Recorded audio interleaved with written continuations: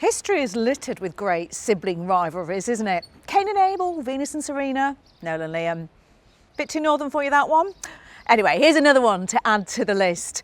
The Porsche Taycan and the Audi e-tron GT.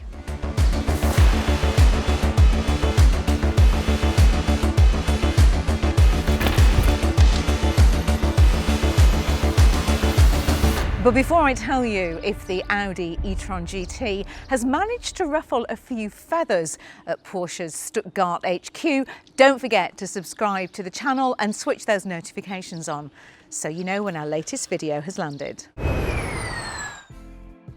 Audi has been rifling through the bag of the class SWAT of the VW group Porsche to get its hands on the latest electric car tech, because this car, the e-tron GT, is a thinly disguised Porsche Taycan, which is no bad thing, as the Taycan is one of my favourite cars and currently the most sophisticated electric car you can buy. Now, Audi has been pretty clever and disguised Porsche's work, so the teacher doesn't actually notice it's been cribbing from the class SWAT. In fact, I would go to say that they've actually improved on it, because I think this car has got all the Taycan goodness that we know and we love in what I think is actually a more striking body shape.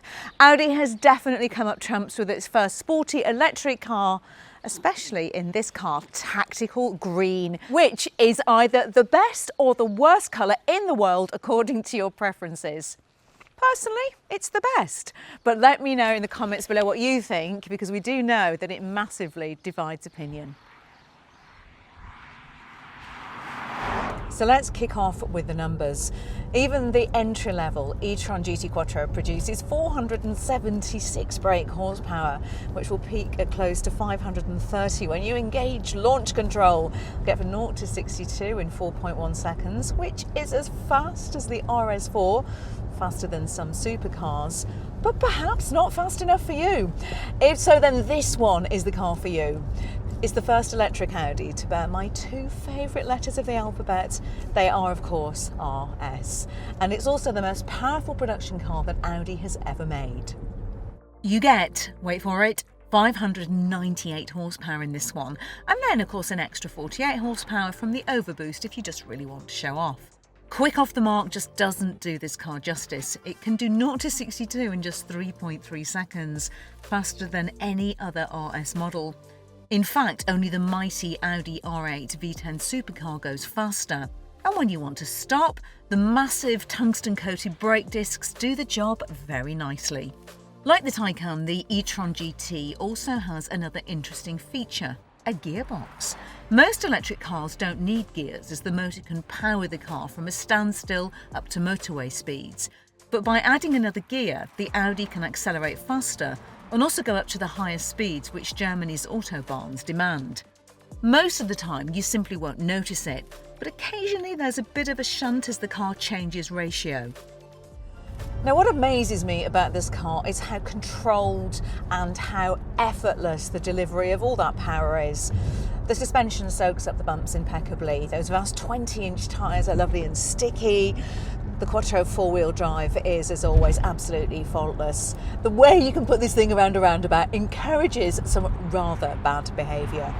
Not that I've been engaging in any of that, of course. I wouldn't do that. I do think there seems to be a little bit more roll from the body into the bends than I remember from the Taycan. And the steering has a slightly annoying habit of just really lightening up a little bit too much when you're going into a banking corner at speed, but those are pretty minor modes. Now, Audi says the centre of gravity for this car is very low, and it certainly feels like it is. So hard to fathom that this thing weighs 2.3 tonnes. It's got such a lightness, such an agility about it. Adaptive air suspension is standard in this RS model. It's optional on the Quattro, and that, of course, gives you even more comfort and control. But if you switch it into dynamic mode, as I have now, everything stiffens up ever so slightly. And whilst it's still comfortable, you definitely get a more sporty feel. Look, it's a completely different feeling to the Taycan. It isn't quite as engaging, it's more relaxing, less feedback from the steering than you get from the Stuttgart sister car. But that's because this car lives up to the other two fantastic letters in its name, GT. The Audi e-tron is the latest in a long line of illustrious cars to wear those two little letters. They stand, of course, for Gran Turismo and denote the type of car you want to take on a Grand Tour. We know that some electric cars aren't at their best when tackling very long journeys. Some can be great for shorter trips, driving around town, but this car is designed to do big distances. So it has a claimed range of up to 298 miles. But perhaps more importantly, it can charge really, really quickly thanks to its 800-volt charging system, which allows the power to get into the battery faster without frying those delicate battery cells. The Audi can take a charge at up to 270 kilowatts. Now, to put that into perspective, that's about 140 times faster than you'd get out of a 3-pin plug and 40 times the power you can get from a home wall box. Now, this means you can do big distances, stop every 200 miles, charge in the time it takes to buy you a coffee and go to the loo, and then be on your way. The car will even get ready for you to charge, because as soon as you program in a fast charging station as your destination, the battery cools or heats up to get itself into the ideal state for efficient charging the moment you arrive. Clever, eh? Now, we did a road trip of close to 600 miles in this car. We're off in a motor car. 50 bobbies are after us and they don't know where we are. It's never going to make number one, is it? I've never heard that before. Have you never heard that before? Heard that. That was the Buckley family road trip song. It got really repetitive because then you said, we're off in a motor car, 49 bobbies are after us. Do you get it? Yeah, it's really boring. There's a lot of fun in my family growing up. Right, so we're off. You can't do a road trip on your own, can you? So I've got the boss, editor-in-chief, Tom's with me, just to make sure that, you know, nothing goes wrong. I've already gone wrong. Okay. Is it that way? I think you have to go around that roundabout and then out there. Oh, see, I knew there was a good reason that I brought him with me.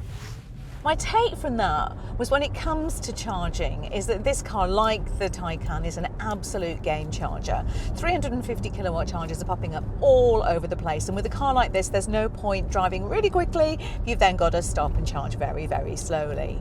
We also found the efficiency was pretty good. Our road trip was mainly on motorways, so we were never going to get close to its claim range, but we averaged 2.5 miles per kilowatt hour, which gave us a driving range of around 200, which wasn't too bad at all. We can add 5 miles if we turn off your heated seat. Why do we turn off your heated seat? I haven't got my heated seat on.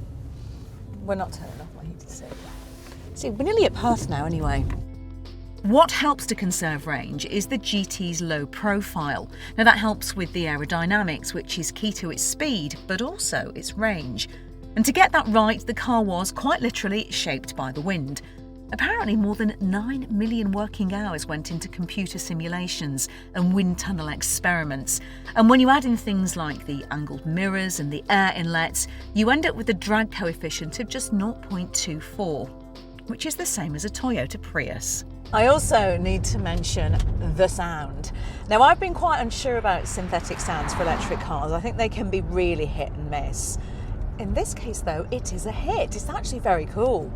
Audi's sound designer created the sound by sampling various lengths of plastic piping, a remote-controlled helicopter, even an electric screwdriver. There are in fact 32 samples in total that give that slight UFO-y vibe to the whole thing. If you want to know more, we've got the whole story of how it was created together with the sound over on electrifying.com, so do check it out. But yes, I like it. Now, Audi are known for their interiors, aren't they? And as lovely and beautifully built as this one is, I'm just a little bit disappointed in here because I think it's a bit safe. You know, this is such a striking car. I can't help but wish the interior was a bit edgier. I do like the fact there are physical buttons there, though.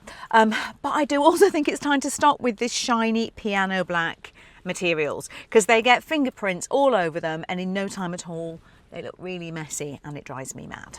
Other than those minor gripes, it's all very slick and familiar. All the displays and controls operate through a 12.3-inch digital Audi Virtual Cockpit Plus system, which works in 3 modes: Classic, e-tron or Sport. Each gives you a different speed readout activated through the steering wheel controls or a 10.1-inch touch display. Or you can just tell it what to do if you fancy doing that as well. And of course, there's all the usual phone connectivity and wireless capability that you'd expect. when it comes to safety tech, and it's absolutely packed with it. Adaptive Cruise Assist will automatically change the speed of your cruising car according to local road signs. Remote Park Assist will manoeuvre you into a space, either from inside the car or from outside via the My Audi app. Pre-sense safety systems are fitted as standard, and it has high levels of crash safety with ultra high steel strength in the passenger cell and also around the reinforced battery housing. Now, the car uses some of that safety kit to help make the e-tron more efficient too. The regenerative braking uses radar to sense the traffic ahead of you and the sat-nav map so it knows when there's a roundabout or a junction ahead. It will then vary the amount of drag you feel when you lift off the accelerator to match the situation that's coming and ensure the maximum amount of energy is recaptured. It takes a bit of getting used to, but it's a clever system and generally works really well.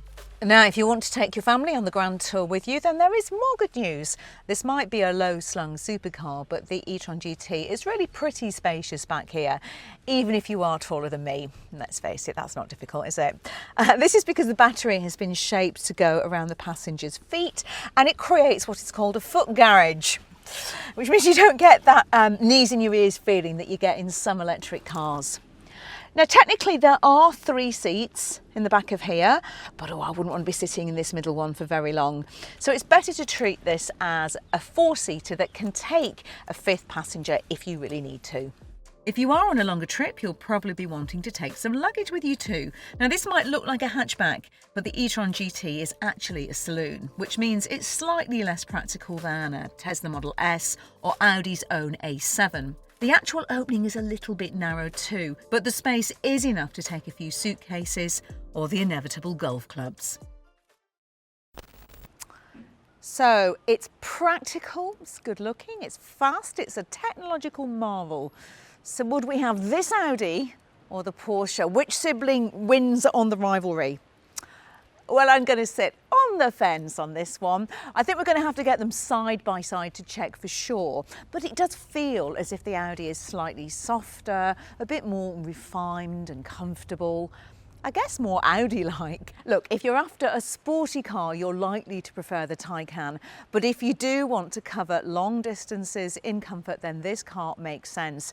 But if that is your preference, then you could probably save yourself £50,000 and have the non-RS quattro version, which is even more relaxing and has got more than enough performance.